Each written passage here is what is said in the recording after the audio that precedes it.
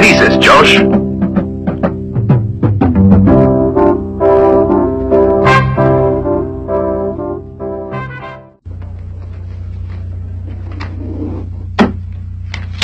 Siéntate, Tom.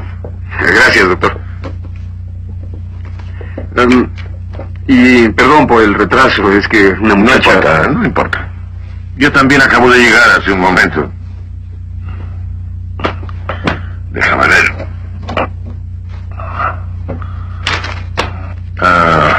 Todd Johnson. Aquí.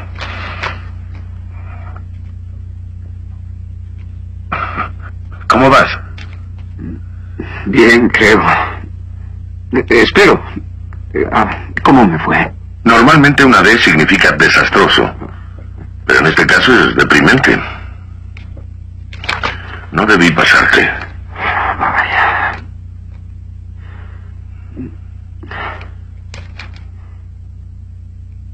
Tom, te he enseñado varios semestres y creo que te conozco bastante bien. Hasta esta temporada has sido un alumno excelente. Me parece que algo grave te pasa. A ver, ¿qué tienes? ¿Un problema sentimental? No, ese no es el problema. Aunque a veces siento que compito con un libro de química, pero eso no es nada extraño. No han pasado muchos años desde que yo andaba también buscando empleos temporales, preocupándome por los exámenes. Sé que hay 1000 problemas cuando se es estudiante. Sí, eso es cierto. No sé, pero me siento desarraigado. Para empezar, hoy estoy reprobando todas las materias. Con Jane no ando tan bien. Y me siento alejado de mis padres. No sé qué es. Te diré algo que quizá te sirva. ¿Te acuerdas el año pasado en la clase de humanismo? Viste que cuando un hombre no se realiza a su parecer, al de la sociedad, al de su ambiente, se siente como descontrolado. Se siente apartado, enajenado, sí. Empieza a dudar de todo lo que hace. Pienso que en ese punto te encuentras tú. A mí me pasó lo mismo. Y créeme, el inteligente, el preparado, se forma a sí mismo. ¿Qué quieren decirme? Tom, tú eres inteligente, educado, preparado. Tienes capacidad para convertirte en lo que tú aspiras. Sí. Voy a pensar en eso. Dependerá de ti en lo que te vayas a convertir. Sí, claro.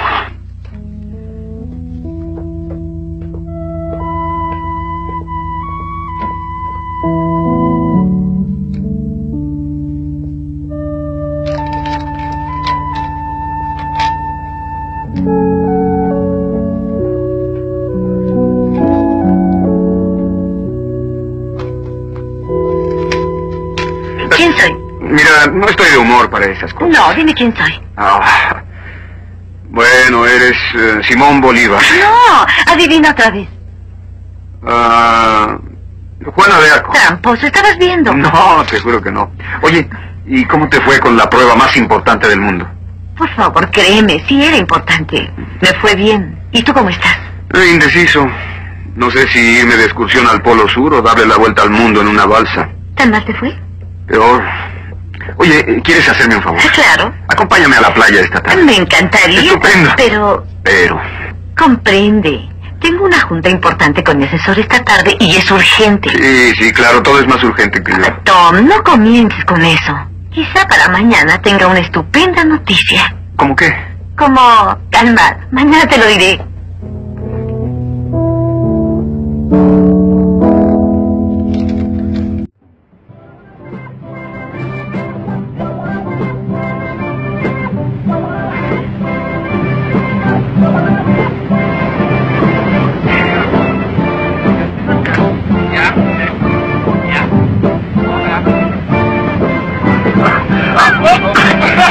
Así, mira.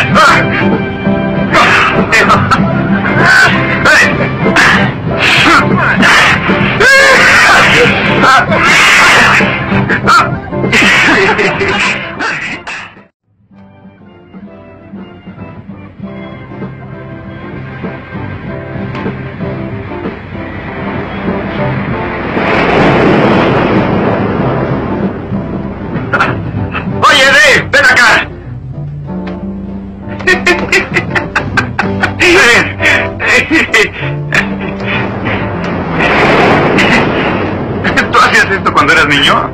Sí, claro que sí. Fui campeón regional de construcción de castillos de arena. Sí, te lo juro, terminé invicto. Es cierto. Oye, ¿cómo te fue con Morrell? Me dio una D de deprimente. Vaya, ¿tan mal así? Sí, y ni la merecía. Debí reprobar.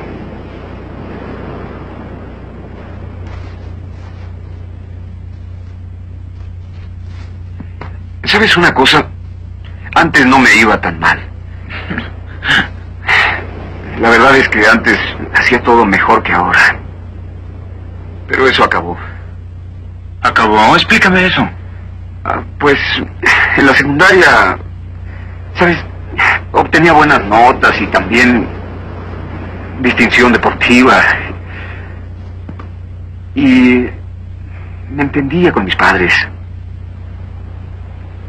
Tuve un par de novias y era de los que todo se les facilitaba. Sí, pero no es como si fueras un fracasado. No, si no es que me sienta fracasado, pero es que ya nada es igual. Siento que voy perdiendo el control. Mis notas han bajado mucho y estoy a punto de reprobar.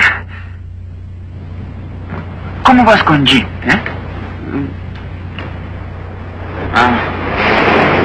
Andan de pleito. Tal vez sea mi culpa, pero pues tengo la sensación de que ella prefiere el laboratorio a mí. Y luego mis padres me siguen manteniendo, pero desde que vivo en la universidad siento que me han olvidado.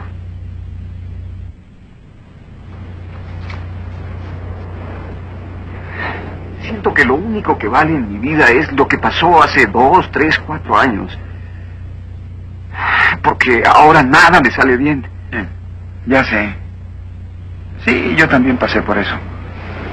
Pero, bueno, encontré la forma de salir del marasmo.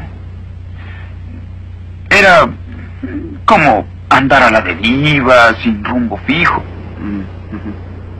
Sí, Walt Morrell me dijo que ese problema tenía que solucionarlo yo mismo. ¿Es lo que tú me vas a decir? No, porque yo no creo que nosotros podamos solucionar solos nuestras vidas. Sí, ya sé. Vas a decirme que debo dejar que Dios entre en mi vida. Eso ya me lo has dicho muchas veces. Sí, es cierto. Lo he dicho. Y sigo creyéndolo. No, espera. ¡Ay, cuidado con la ola!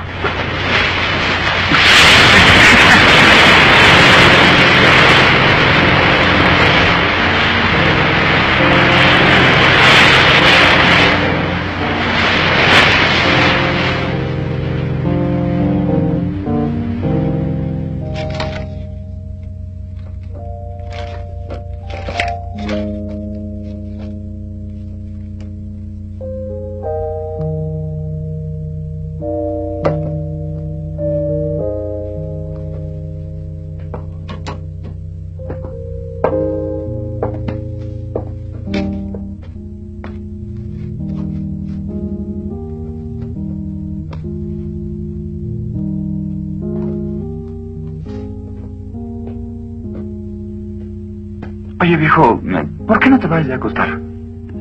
Sí, tienes razón.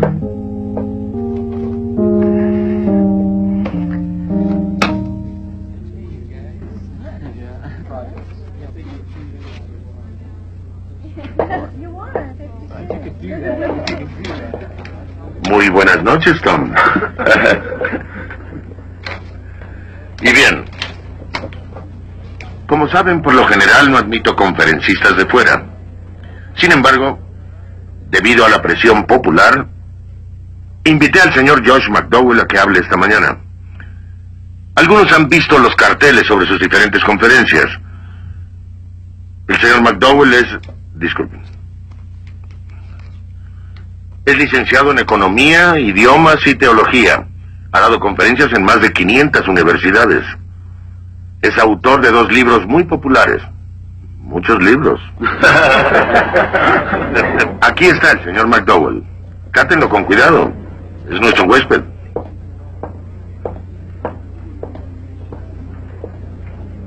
Me gusta ser huésped, pero no tienen que tratarme con cuidado. Si tienen alguna pregunta que hacer mientras hablo, no titubeen en interrumpir, yo trataré de contestarles. Lo que quiero hacer en esta clase, ya que es de filosofía, es tratar con algunos de los juicios erróneos que yo tenía sobre el cristianismo, porque creo que los ayudará a evaluar algunas de las cosas que oyen en sus clases.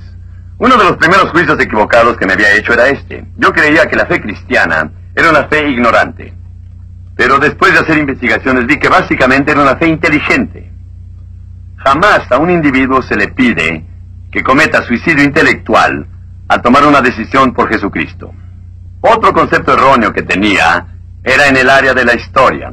Tenía la idea de que la fe cristiana era una especie de fe filosófica. En otras palabras, que era una serie de ideas o conceptos en que se creían. Pero después de estudiarla, descubrí que la fe cristiana es una fe histórica. Está basada en la vida de su fundador, Jesucristo, y sobre un evento en la historia, la resurrección. Y esto nos lleva a la pregunta de cómo se define la historia. Pues yo defino la historia como el conocimiento del pasado, basado en testimonio. Hay un problema con esa definición. ¿Alguien aquí sabe cuál es? ¿Es fidedigno el testimonio? Eso es. ¿Es fidedigno el testimonio? Entonces tomemos las escrituras. ¿Son fidedignas? ¿Acaso se pueden verificar? ¿Se pueden investigar hoy día? Yo creo que sí. Bueno, está en su derecho, pero... Déjenme darles un ejemplo. En una clase de historia hice el comentario de que yo creía que había más pruebas de la veracidad del Nuevo Testamento que de cualquier 10 libros de la literatura clásica en conjunto. Y naturalmente el profesor se burló de mí. Yo le dije, a ver, ¿de qué se ríe, amigo? Y me contestó de la audacia de comentar en clase de historia que el Nuevo Testamento es verificable. Eso es ridículo. Y verán, a mí me gusta que una persona haga un comentario como ese porque puedo hacer esta pregunta y nunca he tenido una respuesta positiva en ninguna aula. Le dije, dígame, señor, ¿qué clase de pruebas utiliza usted en cualquier obra literaria histórica para determinar su veracidad y exactitud? Y lo asombroso fue que no tenía ninguna prueba para respaldarlo. Yo le dije, señor, yo tengo 3 pruebas. Una es la prueba bibliográfica. ¿Cuál es la distancia en tiempo del manuscrito original a la copia más cercana que tenemos hoy? Comprendan que la literatura en la antigüedad se escribía en material poco durable, así que la copiaban y recopiaban. Pero cuando se trata del Nuevo Testamento, tenemos más de 14,000 copias.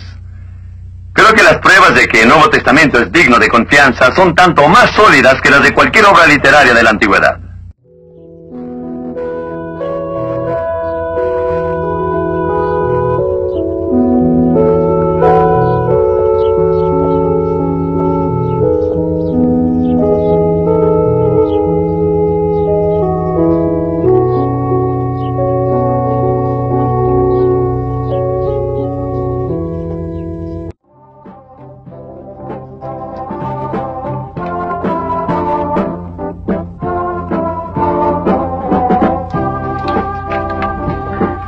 ¿Qué es lo que pasa? Hola, Tom. ¿Cómo estás? Salúdame.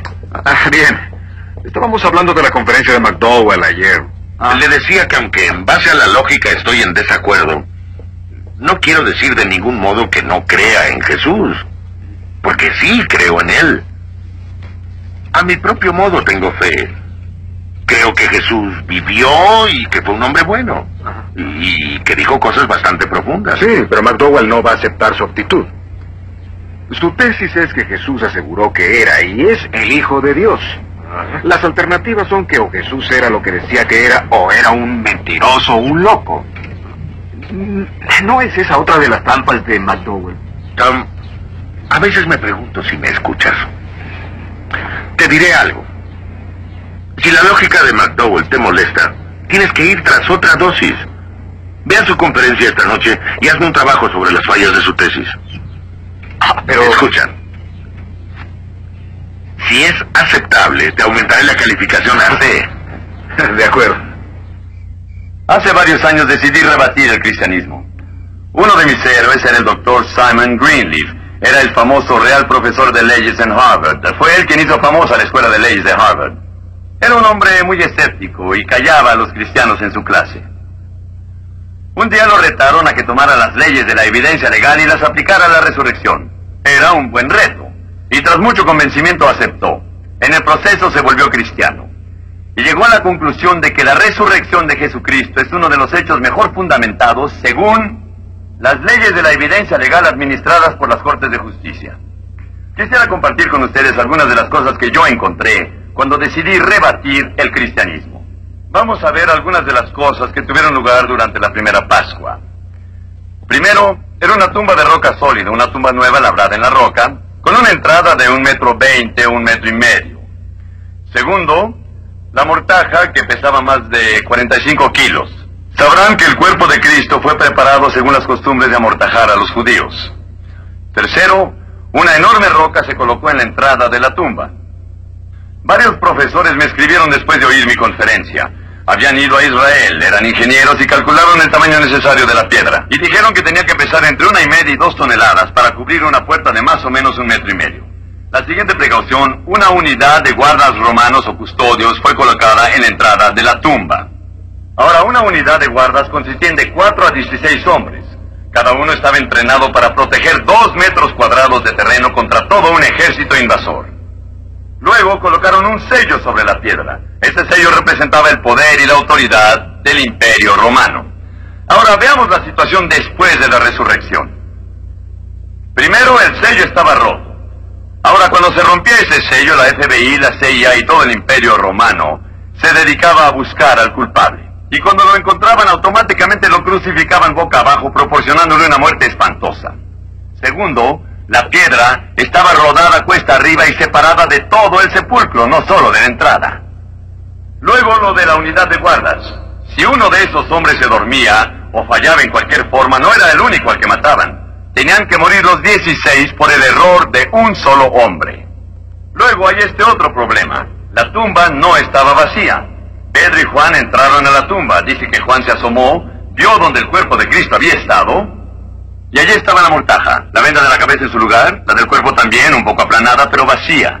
El cuerpo de Cristo la había atravesado hacia una nueva existencia. Algo pasó hace casi 2000 años que aún afecta al mundo, y deberían ver algunas de las teorías que ciertas personas tratan de ofrecer para desacreditar la resurrección. ¿Qué les parece esta? Las mujeres se equivocaron de tumba.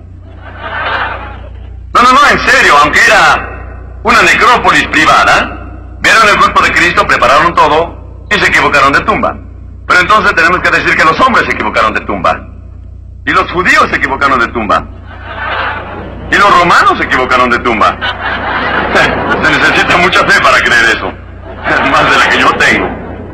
Esta es peor. Escuchen bien. La verdad es que Jesús no murió. En otras palabras, se desmayó, perdió algo de sangre, lo pusieron en la tumba, volvió en sí y salió a conquistar el mundo. Hay muchas otras teorías, pero casi todas con el mismo tipo de razonamiento. Yo estoy convencido de una cosa, que los argumentos que refutan la resurrección de Cristo son más difíciles de creer que los argumentos que la sostienen. Todo lo que he explicado aquí hoy está totalmente comprobado en mi libro y pueden cotejarlo. Algo pasó hace casi 2000 años que sigue afectando al mundo. Algo pasó que hizo que la vida de 12 hombres se trastornara totalmente. 11 de ellos murieron a muerte de mártires por una cosa, una tumba vacía. El cristianismo es una religión incorpórea. Si hubiera habido un cuerpo, no existiría el cristianismo. ¿Cómo está el rey de la velocidad? Aún vivo. Oye, ¿crees que este libro pueda mejorar mi ciclismo? Pues puede mejorar tu actitud y tu vocabulario. Y si Jesús no murió ahí, ¿cuándo murió? No, Jesucristo vive aún. Y ese mismo poder que sacó a Jesucristo de la tumba está hoy a nuestra disposición para cambiar a todo hombre y mujer en este mundo. Pruebas que exigen un veredicto. No entiendo. No veo cómo se puede probar la resurrección científicamente.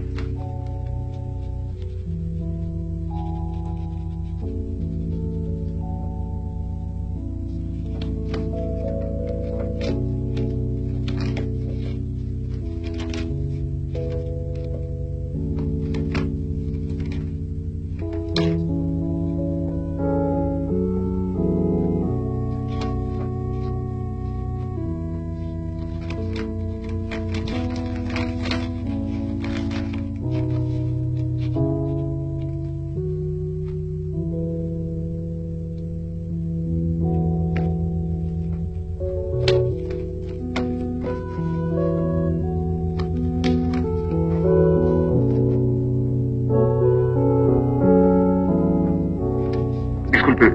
Josh McDowell. Tom Morgan. Tom, gusto en conocerte. Dio una conferencia en mi clase de filosofía. No quisiera molestarlo. No, no es molestia. Trae una silla. Siéntate. Gracias. Mire, he estado leyendo su libro y puede parecerle una pregunta estúpida, pero ¿puede probar la resurrección científicamente? No creo que el enfoque esté en la ciencia. Es muy difícil probar algo sobre una persona así en la historia. Creo que necesita entender la diferencia entre los métodos científico y legal de determinar la verdad. ¿Cómo? No, explíqueme. El método científico se basa en mostrar que algo es verdad, repitiendo el evento en presencia de la persona que duda del hecho. En otras palabras, la verdad de una hipótesis se comprueba mediante experimentos controlados. ¿Quiere darme un ejemplo? No acabo de entender.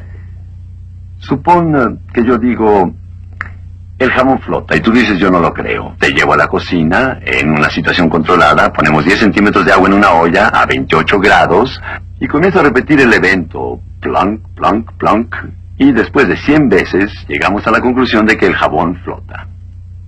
Ahora, si ese fuera el único método, Tom, de determinar qué es o qué pasó, no podrías probar que fuiste a tu primera clase esta mañana.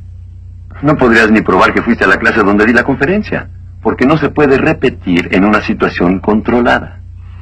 Sí, parece lógico, claro.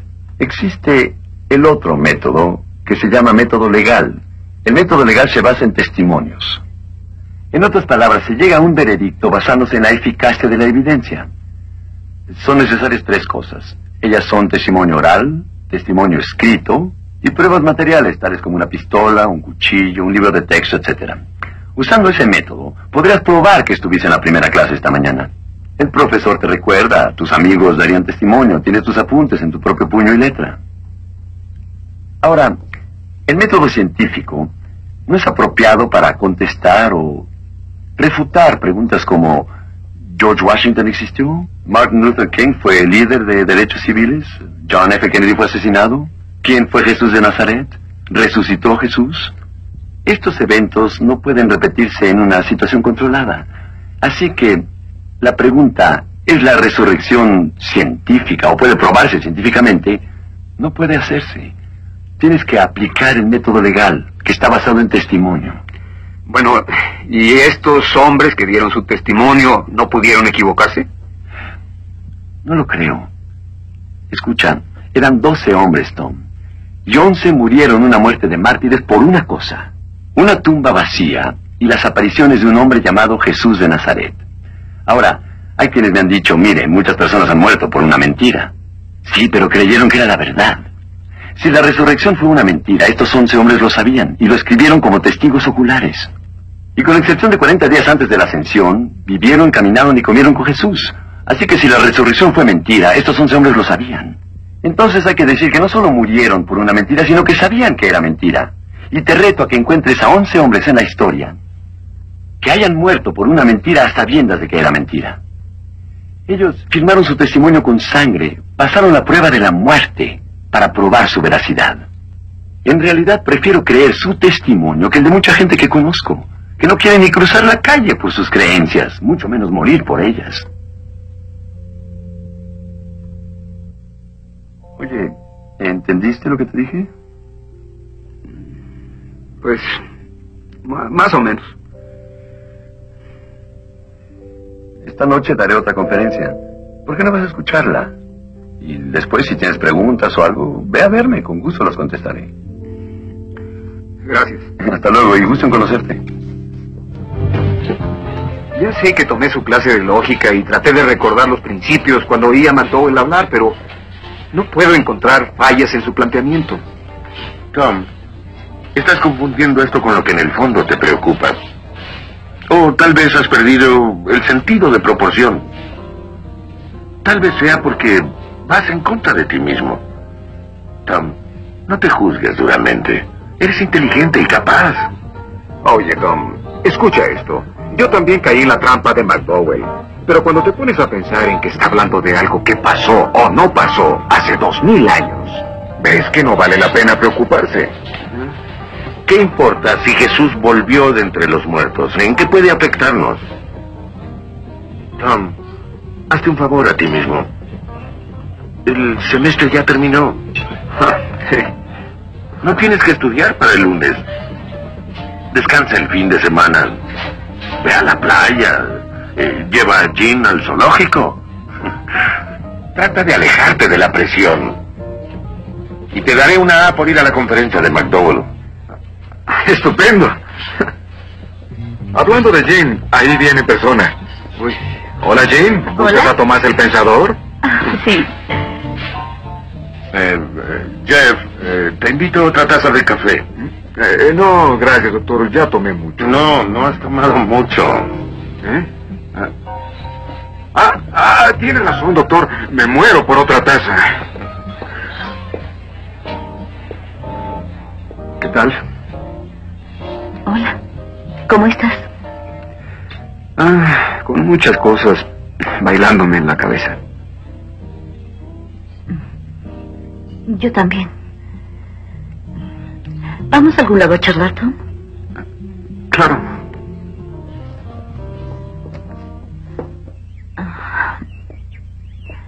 Te quiero comentar lo de Europa. ¿Qué has decidido? Que me voy a ir. Es una oportunidad demasiado buena para desperdiciarla. Ya sé lo que piensas, pero tienes que entender que significa mucho para mi carrera y para mi vida. ¿No te importo yo, entonces? Tom, si es sincero nuestro amor, durará un año, aunque yo esté en Europa. ¿Tú crees? Bueno, tal vez dependa de ti.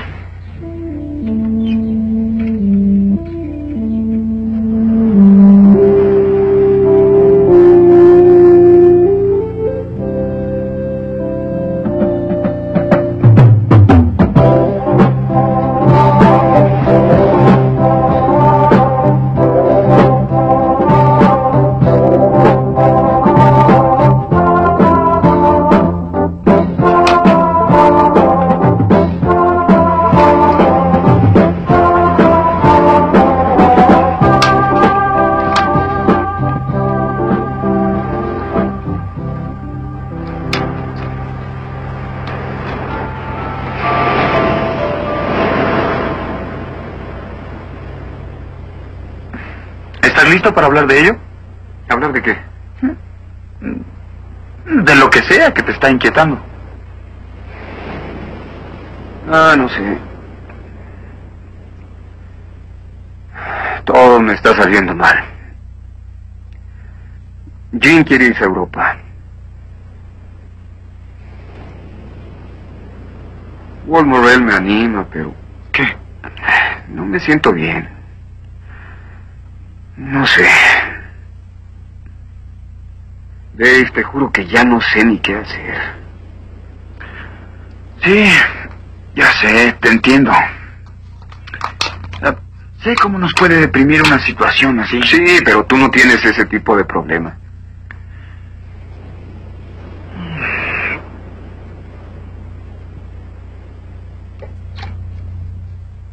Si tan solo... Si quisieras escucharme, podría decirte por qué no tengo ese problema. Por favor, otra vez vas a empezar a hablarme de Dios. Si alguien llamado Jesús volvió a la vida hace 2000 años, ¿eso qué importa? Sí, yo creo que sí importa muchísimo, Tom. Yo no puedo creer que Jesús haya sido solo un gran hombre o un gran maestro. El hecho de que haya vuelto a la vida es prueba de que es hijo de Dios. ¿Y por qué lo es? Tiene el poder de entrar en nosotros y cambiarnos del interior hacia el exterior.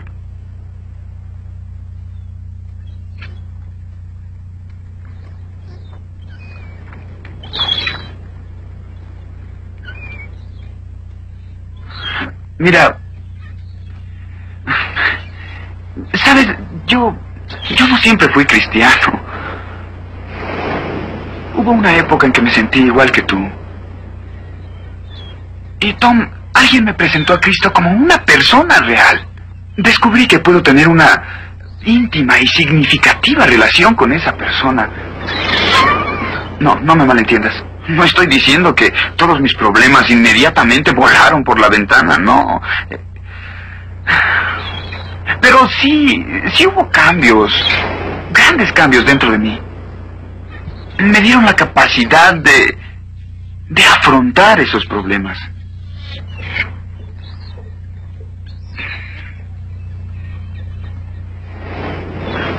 Aún así, no todo el tiempo todo anda bien. También tengo ratos difíciles. Como sabes, hace un año murió mi padre. Sí. Y fue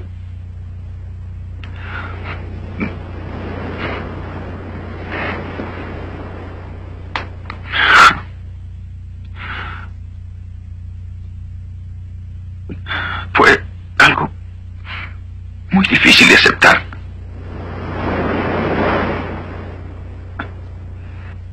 Yo quería mucho a mi papá.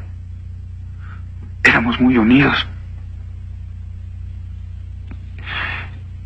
Y pues no podía entenderlo.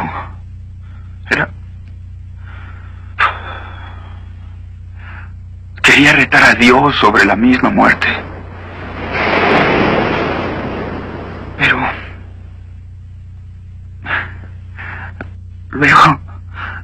luego Jesús me recordó que había dicho: yo soy la resurrección y la vida.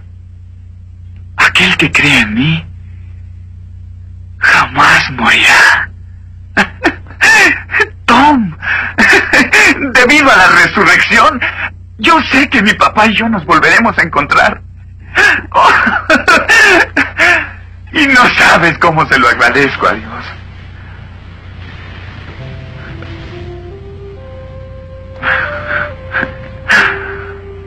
Piénsalo.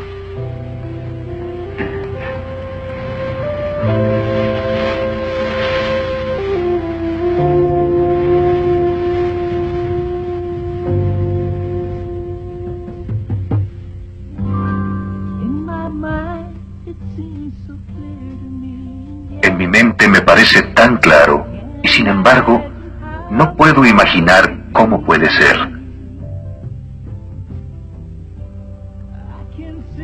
He visto cómo ha cambiado la vida de otras personas, pero no sé cómo lo hará con la mía.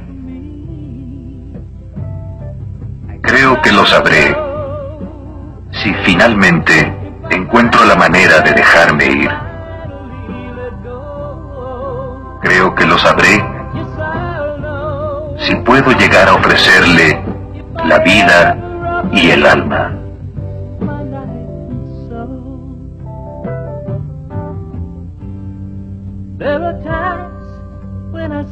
Hubo ocasiones en que creía haber comprendido, pero al recorrer el camino se me cerraba la mente. A veces parece que no quiero oír la verdad, como si aún tuviera miedo de lo que pudiera descubrir. Creo que lo sabré si finalmente encuentro la manera de dejarme ir. Creo que lo sabré si puedo llegar a ofrecerle la vida y el alma.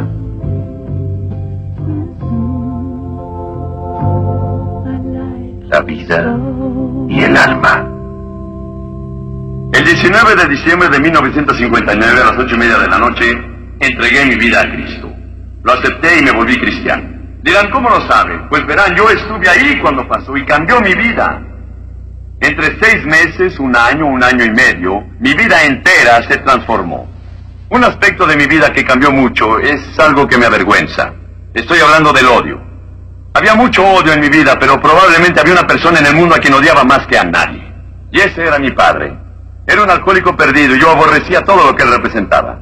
Recuerdo haber ido al establo y ver a mi madre tan golpeada por mi padre que la pobre no podía caminar. No creo que nadie pueda odiar tanto como yo odiaba a mi padre. Pero créanme, después de que decidí escoger a Cristo en 1959, el amor de Dios por medio de Jesús inundó mi vida. Y era tan fuerte que tomó ese odio y lo volteó de cabeza. Tanto así que pude mirar a mi padre a los ojos y decirle, papá, te amo. Y créanme que eso lo sorprendió después de como yo acostumbraba a tratarlo. Y dijo, hijo, ¿cómo puedes tú amar a un padre como yo? Yo le dije, papá, solo sé que le di a Cristo la oportunidad de entrar en mi vida. Y mediante esta relación espiritual, encontré la capacidad de amar y aceptar no solo a ti, sino a los demás tal como son. Y como 45 minutos después, fue uno de los grandes momentos de mi vida. Mi propio padre rezó conmigo ahí mismo y aceptó a Cristo como su Salvador. Mi padre solo tocó el whisky una vez más.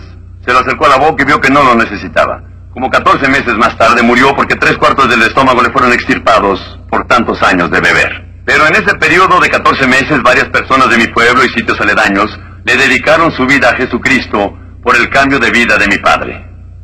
Y he llegado a una conclusión. Una relación personal con Jesucristo cambia las vidas. Algunos de ustedes están diciendo, sí, Josh, quiero aceptar a Cristo como mi Salvador. No olviden que Cristo dijo, yo estoy frente a la puerta y toco. Si algún hombre oye el toquido y abre la puerta, entonces entraré. No les pido que bajen la cabeza o que cierren los ojos. ¿Saben por qué?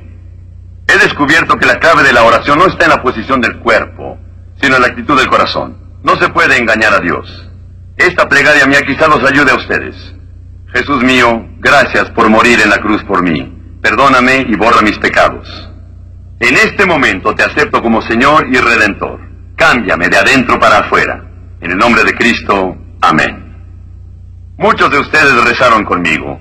Si lo hicieron, quiero que en sus casas desempolven su Biblia y lean el 3er capítulo de San Juan. Lean esas palabras 6 veces antes de dormirse.